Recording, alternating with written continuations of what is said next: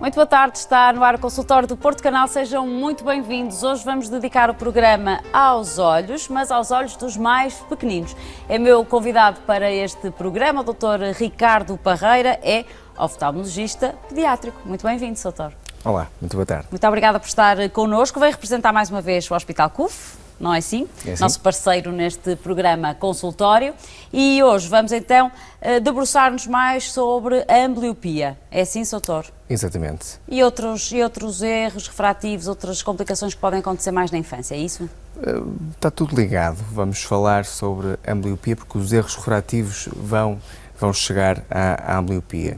Muito bem, vamos então falar sobre os mais pequeninos hoje, de que forma é que podemos prevenir, diagnosticar, tratar, o que é que devemos fazer, a atenção que devemos ter, provavelmente o doutor vai dizer aqui, antes da idade deles irem para a escola, não é? Idealmente, doutor, que é para já irem para a escola... Bem antes. Bem antes, que é para na altura da escola terem o rendimento máximo, que é aquilo que também pretendemos dos nossos pequeninos. Por isso, fique desse lado, até porque na segunda parte já sabe que as perguntas são colocadas pelos telespectadores. Por isso, hoje damos-lhe a oportunidade de conversar com o meu convidado. A especialidade é, obviamente, a oftalmologia pediátrica, com o Dr. Ricardo Parreira. Deve, então, ligar-nos através do 229538525 para que se inscreva. É necessário que o faça atempadamente.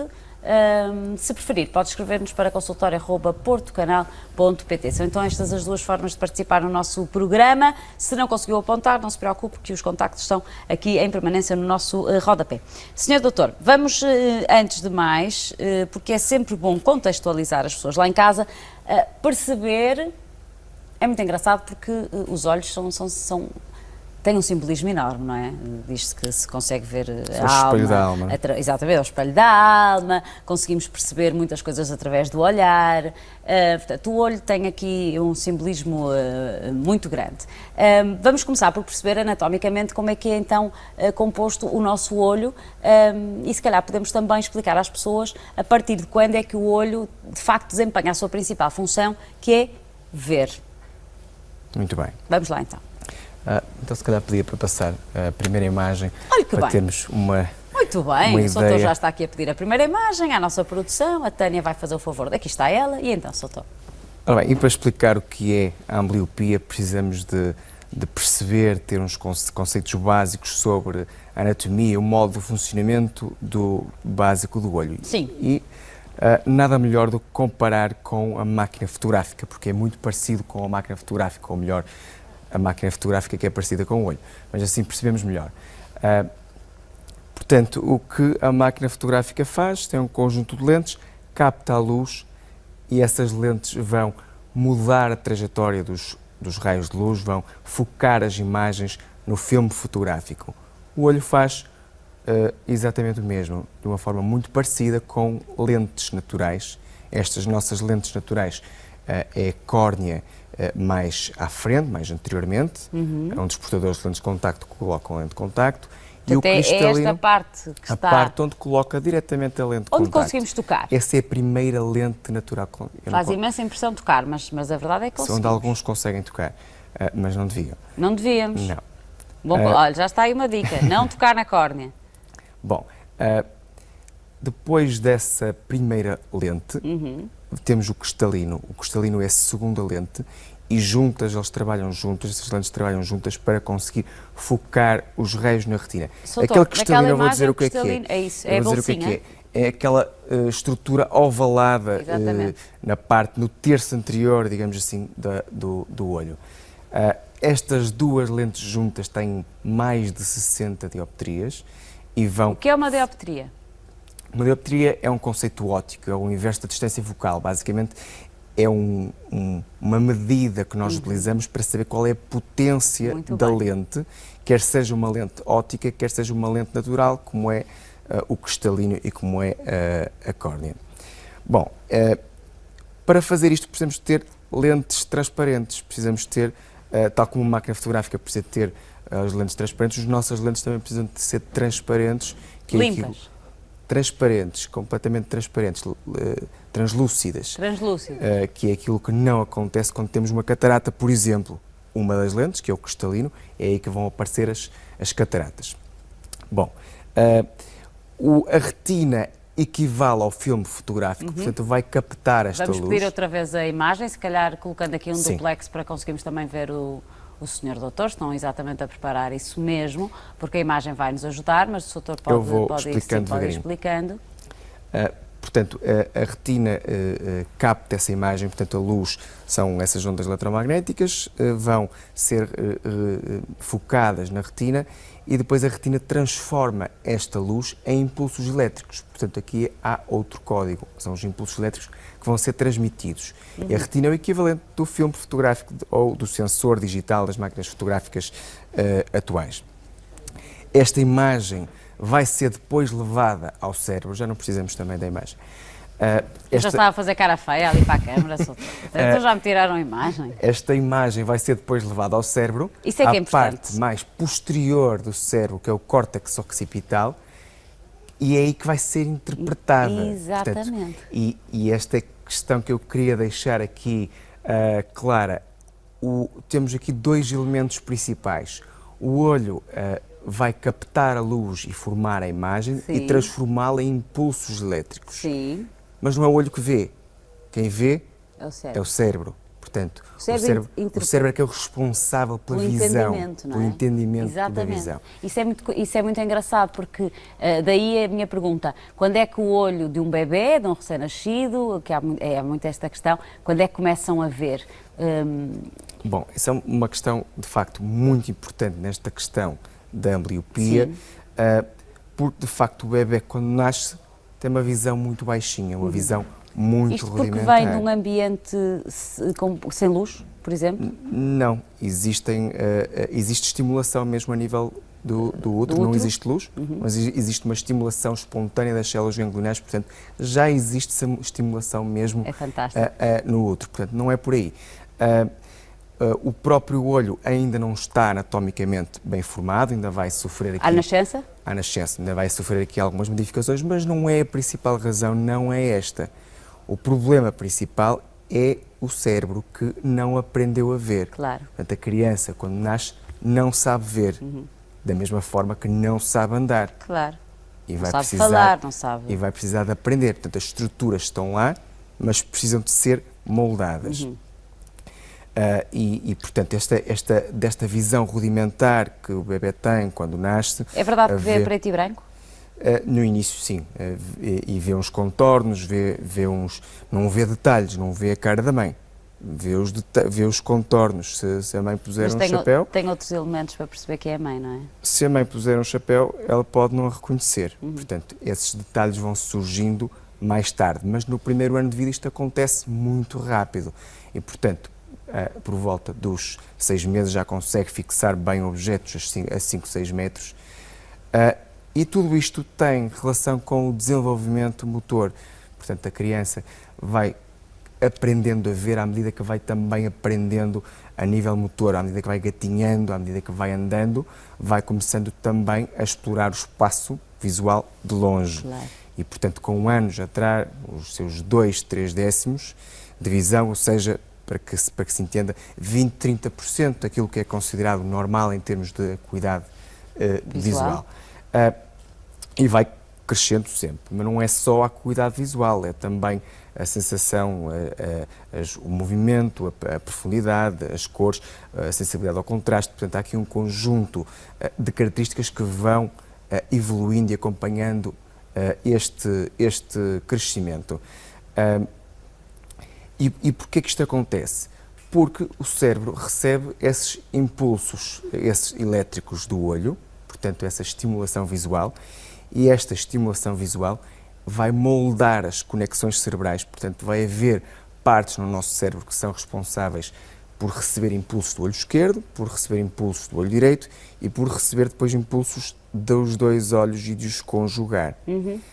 E, portanto, à medida que todo este processo de que falamos se vai desenvolvendo, vão estimulando estas células a crescer e a refinar, digamos assim, as suas conexões.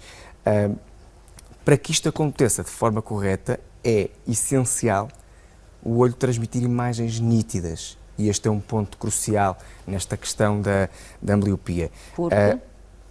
porque se não transmitir imagens nítidas, essa estimulação, está comprometida. Vai-se processar de outra forma. Claro. Imagino, de forma por exemplo, que não pretendemos, não é? posso dar um exemplo. Imagino, por exemplo, que o olho direito que está completamente fechado. A pálpebra está fechada, o olho nasceu bem e a pálpebra está completamente fechada. Esse olho direito não vai transmitir imagens. Informação. O cérebro não vai receber, essa parte do cérebro não vai receber imagens, vai atrofiar, digamos assim, e o cérebro correspondente... Como é que se chama esse problema da pálpebra?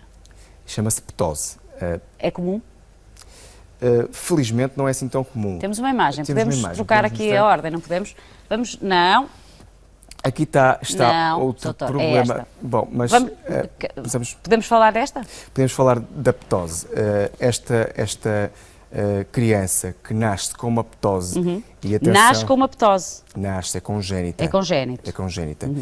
Se ela ocluir o eixo visual, os raios de luz não vão passar, Claro.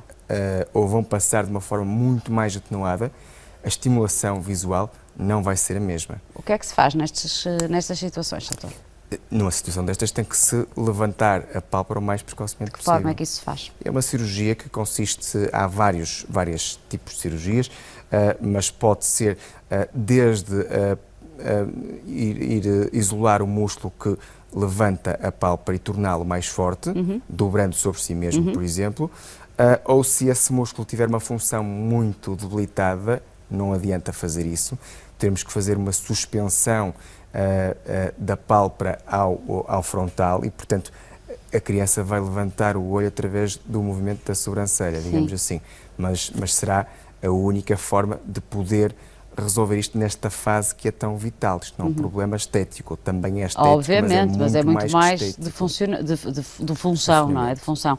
Doutor, isto como nos disse, portanto, é diagnosticado à nascença e deve ser tratado nos primeiros dias de vida, meses, como é que é? É essencial, sobretudo, patologias como, por exemplo, a catarata congénita.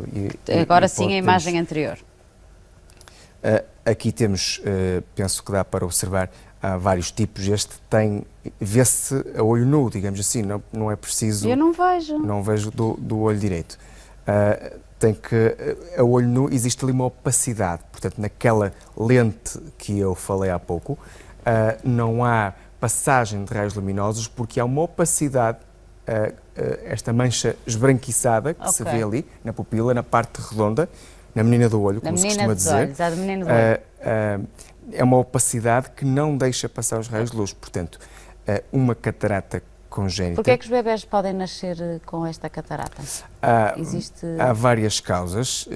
Isto pode estar associado com doenças sistémicas, pode estar a várias doenças sistémicas, malformações, patologias, alterações metabólicas ou malformações do próprio olho. Ou também mesmo hereditário. Portanto, os pais que têm cataratas congénitas podem vir a ter filhos também com cataratas congénitas. Isto é diagnosticado pelo pediatra? Bom, esta situação que é vital e que é importante operar rapidamente. E esta situação, estas duas situações são, entre outras, as situações que causam ambliopia por privação, são as mais graves. Isto tem que ser diagnosticado imediatamente, porque esta criança, se não for operada até às 7, 8 semanas, nunca mais irá ser a mesma coisa. Pode ser operada, mas será depois muito difícil restaurar a visão a esta criança, porque o processo da ambliopia, e já começamos aqui a falar um bocadinho da ambliopia, o processo da ambliopia já está instalado. E, portanto, o que é que acontece? Imagine que eu tenho uma criança que nasce com esta opacidade e que não é detectada e é operada com 1 ano e meio. Quando for operada, eu tenho imagens nítidas a formar-se no olho, mas o cérebro não as sabe ler, não as sabe interpretar.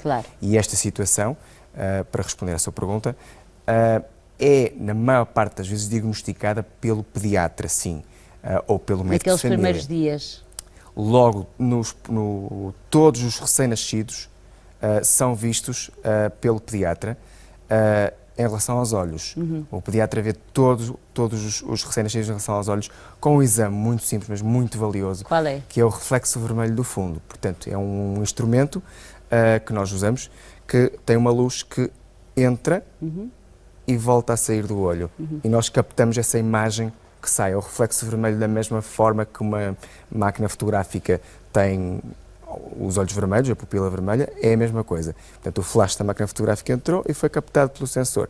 É a mesma coisa, o instrumento envia a luz para dentro e capta essa imagem. O que é que isto nos diz? Diz-nos que a luz entra e sai do olho. Isto é vital no recém-nascido. Portanto, o diagnóstico destas situações graves... Mas está assegurado a todos os Está assegurado e os colegas fazem um trabalho excelente neste aspecto e muitas vezes, quando há alguma dúvida, porque o luar não é tão claro quanto aquilo que era suposto, eles enviam-nos e nós vemos no próprio dia ou no dia seguinte, enviam-nos a nós, oftalmologistas pediátricos, e nós vemos se é realmente uma situação de preocupar, se tem algum destes diagnósticos precoces que é preciso fazer, ou se não, se é uma situação normal. Como é que os pais reagem a estes diagnósticos? Acha que já há informação suficiente sobre estas doenças dos olhos que podem acontecer aos mais pequeninos ou os pais são muitas vezes apanhados de surpresa e desconhecem e ficam num estado de alerta, que é normal? Como é que estamos a nível de informação daquilo que são as patologias dos olhos? É muito difícil dar uma notícia destas a um recém-nascido. Aos pais, não é? Portanto, ninguém está à espera de uma notícia destas, não é? Certo. Uma opacidade ou alguma patologia que comprometa gravemente a visão e que precise de cirurgia nas primeiras 8 semanas de vida. Só a palavra cirurgia, não é? Não há sensibilidade, as pessoas não estão realmente alerta para estas situações. Portanto, e não é fácil. É sempre uma situação delicada em termos. Mas podemos tranquilizar os pais nesse sentido, ou seja, os tratamentos hoje em dia são seguros para estes bebês? São seguros, sobretudo se os diagnósticos forem precoces. Lá está. Aí talvez seja a chave, depende muito não é? da patologia em questão, mas é essencial haver um diagnóstico precoce. Como é que se tratam estas cataratas, Sr. Doutor?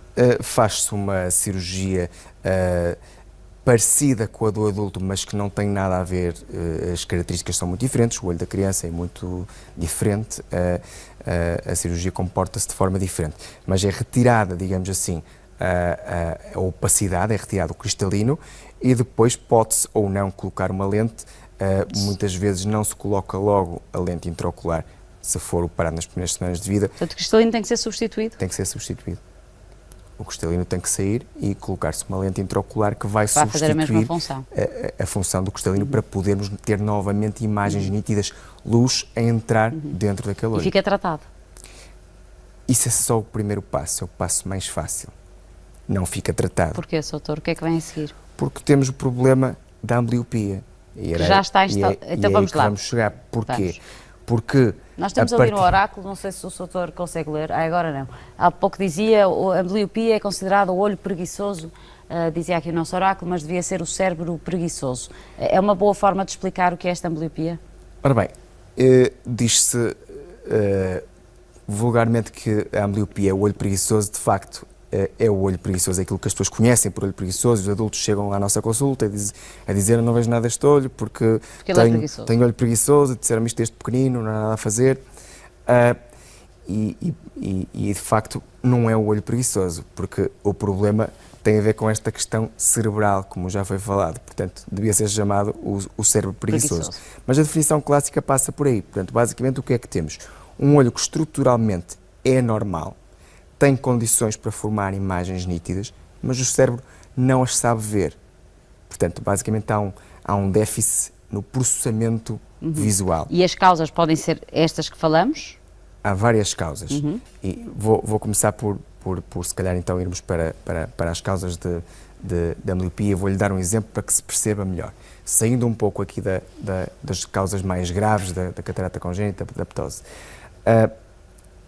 Imagina uma criança que vê mal sem óculos e coloca uns óculos e vê bem. Isso não é ambliopia. Ambliopia é uma criança que vê mal sem óculos, são-lhe colocados os óculos corretos e ela pode ver um pouco melhor, mas mesmo assim fica muito aquém do esperado. Bom. Isso é que é ambliopia, porque se for só colocar os óculos e ficarem a ver bem, isso não é ambliopia, é um erro refrativo que não foi suficiente para dar ambliopia. Ok. Em relação às causas de ambliopia, então, temos essencialmente 3 causas.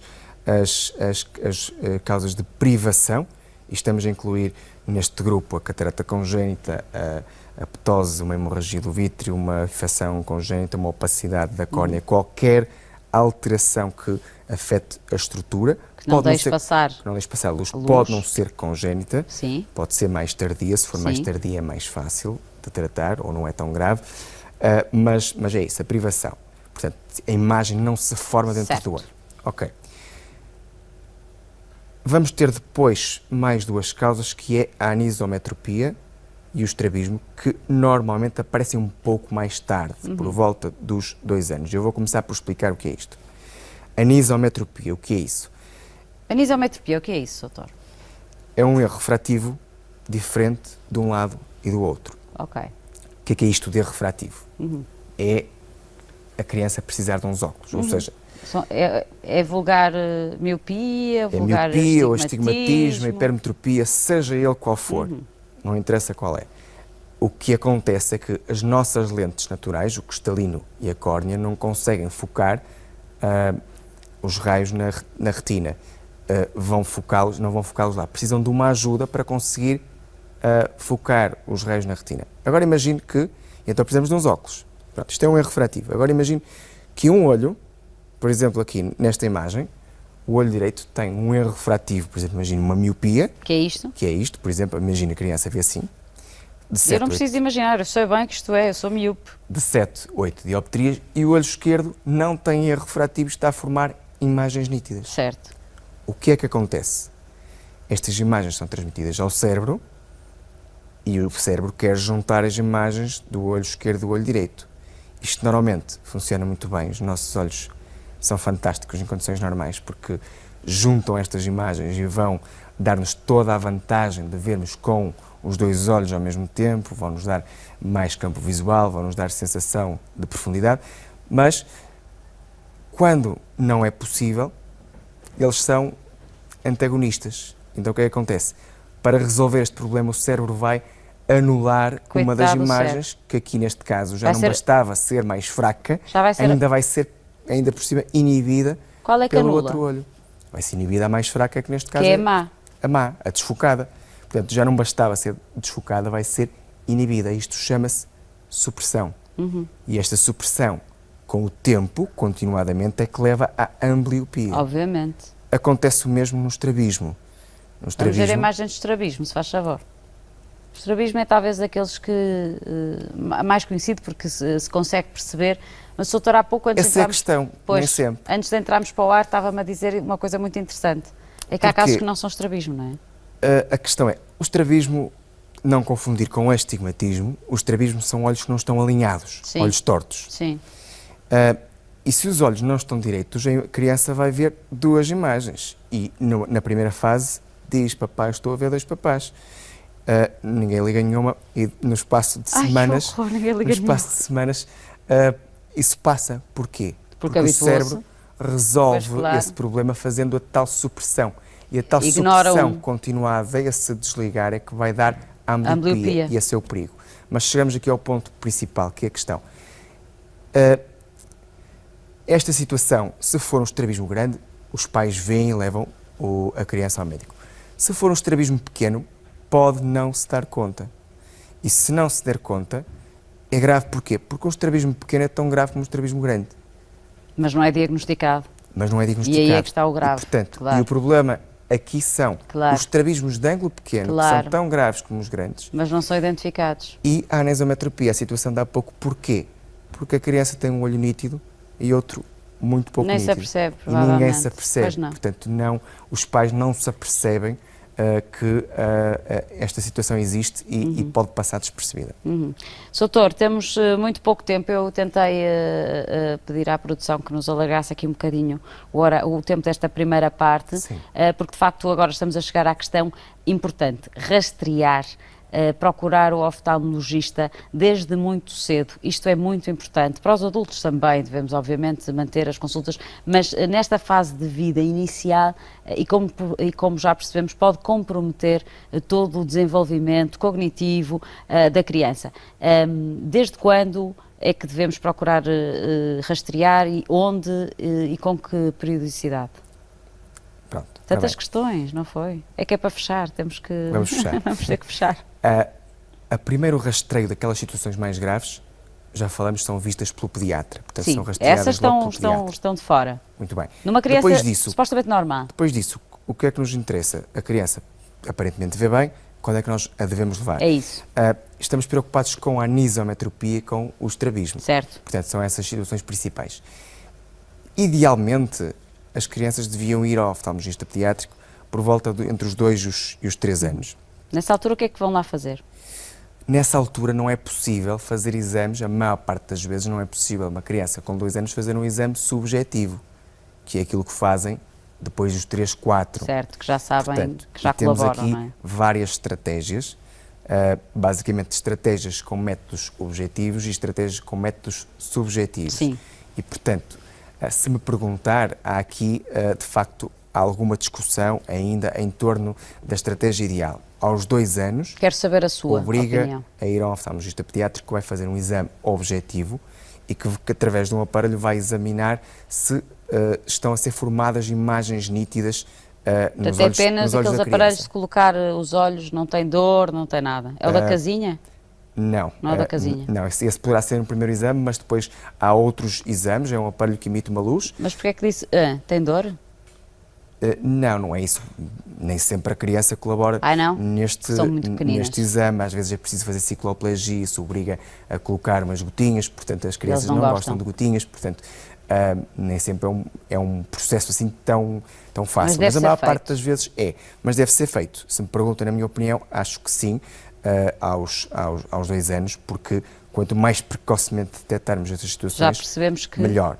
Aos 4 anos poderá ser uma estratégia diferente, pode ser visto pelo oftalmologista pediátrico, mas também pode ser visto por outros profissionais, porque vai ser um método, vão ser aplicados métodos subjetivos, vai-se ver a acuidade visual, a estereopsia, entre outros, e portanto exige a colaboração verbal da criança. Pode ser feito pelo médico de família, pelo pediatra ou por técnicos de ortótica. Portanto, se me perguntar entre estas duas estratégias, eu acho que é melhor ser mais precoce, mas isto não está estabelecido. Ainda há muita discussão sobre a estratégia ideal para rastrear a ambliopia. Muito bem. Senhor Doutor, vamos para um curto intervalo? Vamos lá, vamos os dois e os telespectadores também. Fique desse lado, até porque daqui a pouco vai poder participar em direto, tirar aqui as suas dúvidas. O Dr. Ricardo Parreira vai continuar comigo. Relembro que é oftalmologista pediátrico, por isso tira as suas dúvidas se tem de facto algumas questões relativamente aos mais pequeninos. É um curto intervalo, até já.